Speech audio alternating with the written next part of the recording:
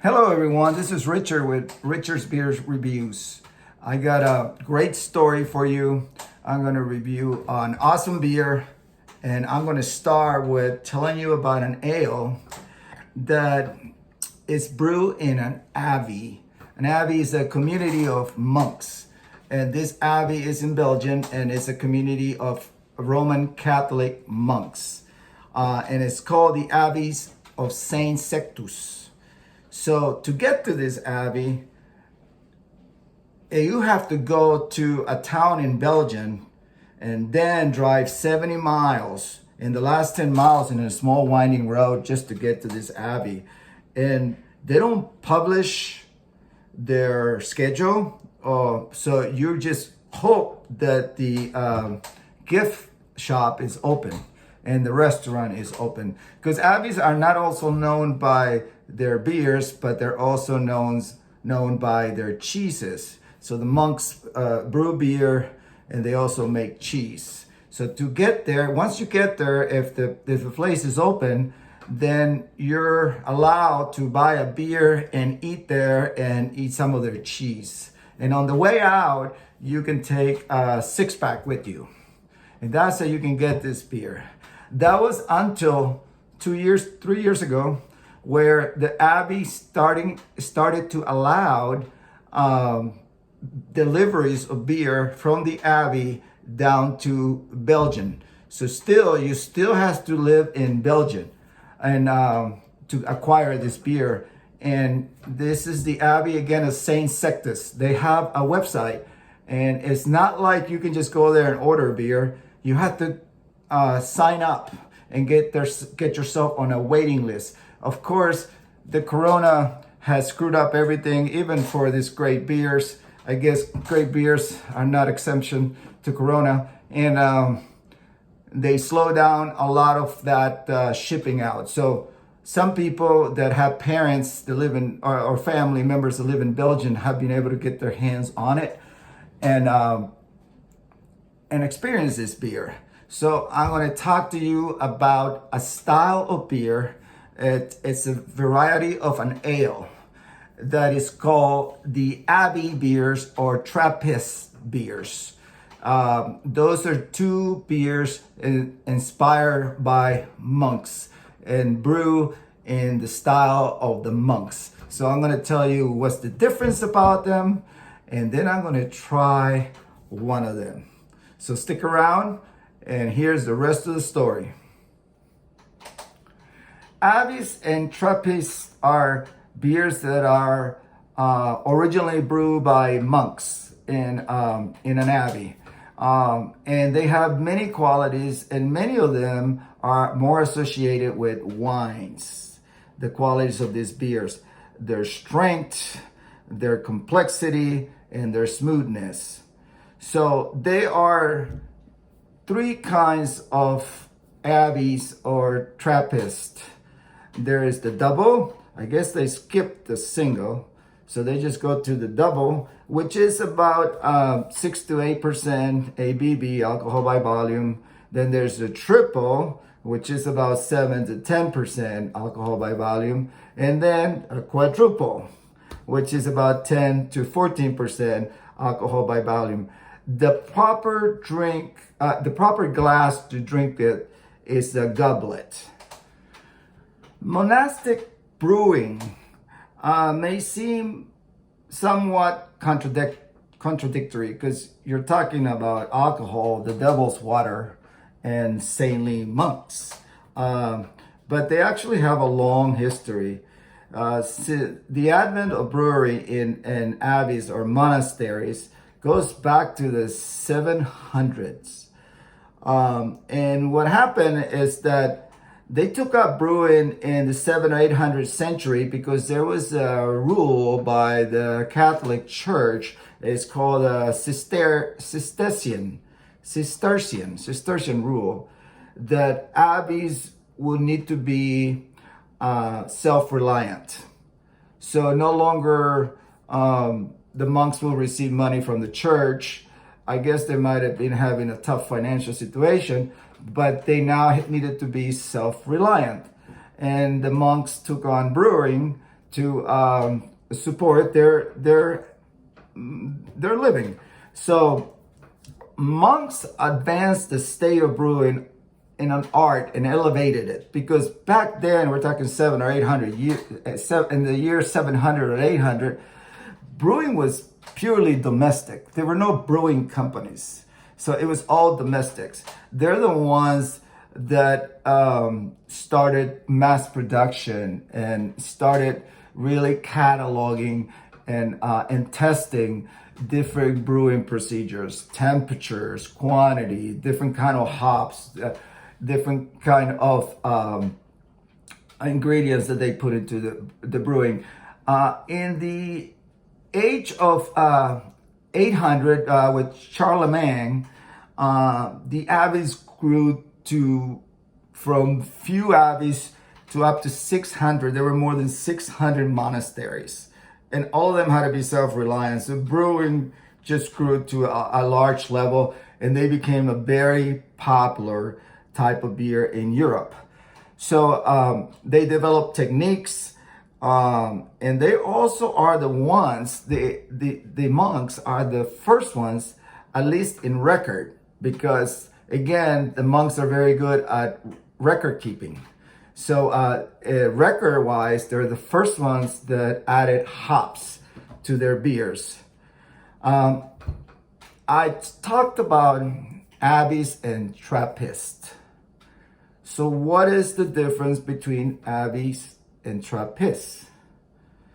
In the actual style of the beer, complexity of the beer, and flavor of the beer, not much originally, back then. But the difference is that as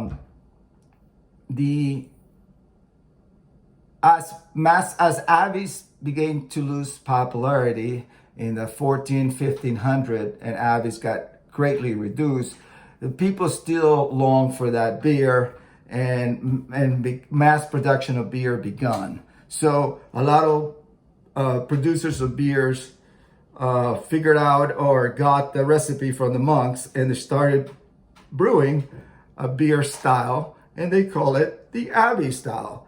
Fortunately, it was very good. It was just like the monks were doing it. So they were brewing this style of beer called the Abbey style. And they were also brewing this other monks style of beer, which is very similar. It's called the Trappist style. But in the year 1800, the Trappist monks sued I guess they were lawyers back then. They sued the beer brewers, saying, you cannot put our name on your beers because this is our beer. So they won the suit.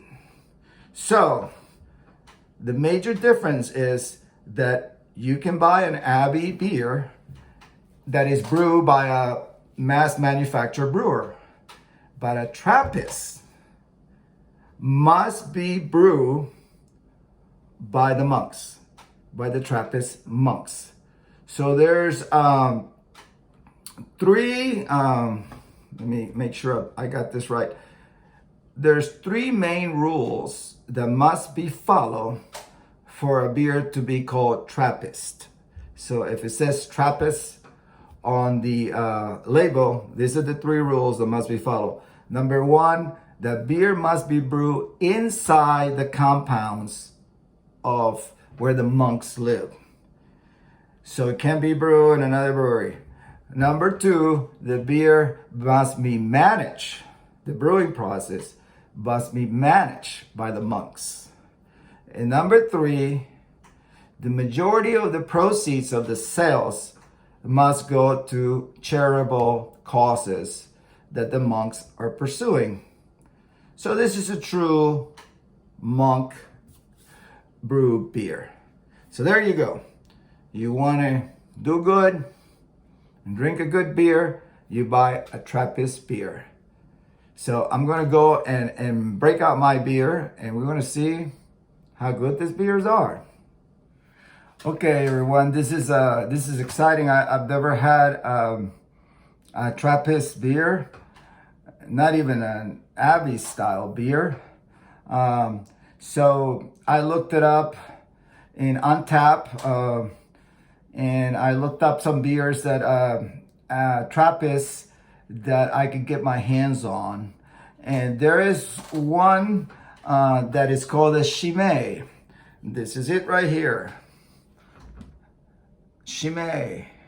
This is not just an Abbey style beer, but this is a Trappist. That means this beer was brewed inside the monastery and by the monks, and the proceeds of this beer go to charitable good. So I'm gonna feel double good drinking it. So this is called Chimay.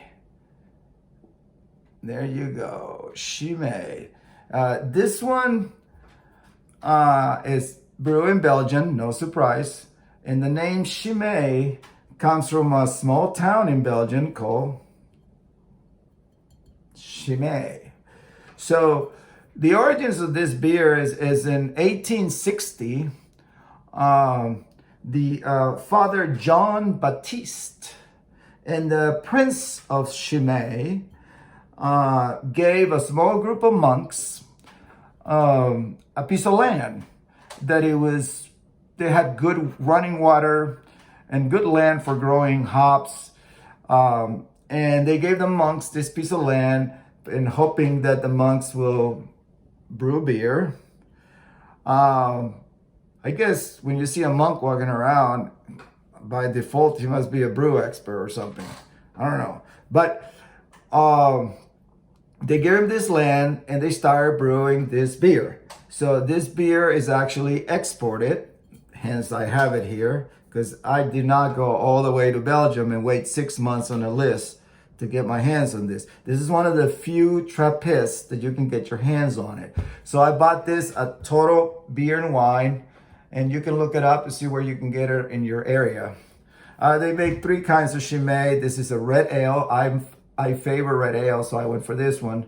So anyway, in 1860, Father John Baptiste and the Prince of Chimay gave these monks 50 acres so they can make a beer. And the idea was not just to get a bunch of drunk monks, it was because the monks are very capitalist and they make beer and they sell beer and they grow the economy. So the deal of the prince was to support the local economy. And apparently they were very successful.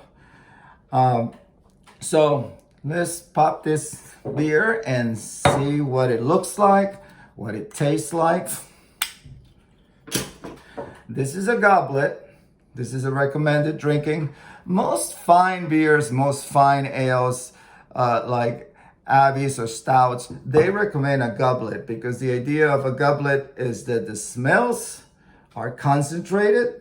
See how the top is narrower than the fat body, and you can get a better aroma out of the beer. So that's the idea of the goblet. So here we go. See how this beer looks.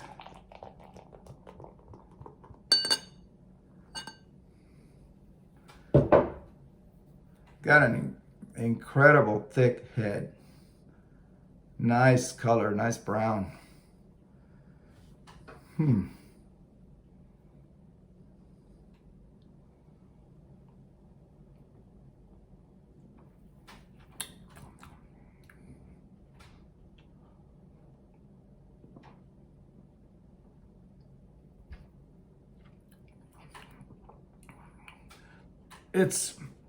It's complex taste. It's very smooth. I was expecting something very boozy and strong because this is a double. There's 7 or 8% alcohol. Let's see what this one says. Yeah, this is 7% alcohol by volume. And 7%, the doubles also are not very bitter. And IBUs, the International Bitterness Units, they're around 30, and that's not a lot. IPAs are in the 60s and 70s, so they're not bitter. I heard a review that they're very sweet, but this one doesn't seem to be. You know, I imagine the triples and the quadruples will probably be sweet because most of the beers that get to the 11, 12% alcohol, the sugar ferments, and you can taste the sweetness of it. So I'm going to have another sip.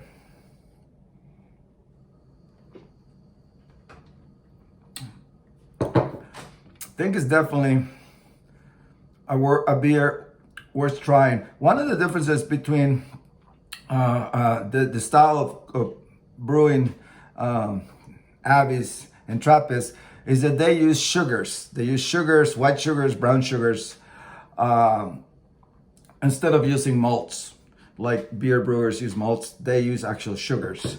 And they have other techniques that they keep, of course, to their secret because they're monks and they're in the Catholic Church, and the Catholic Church loves secrets.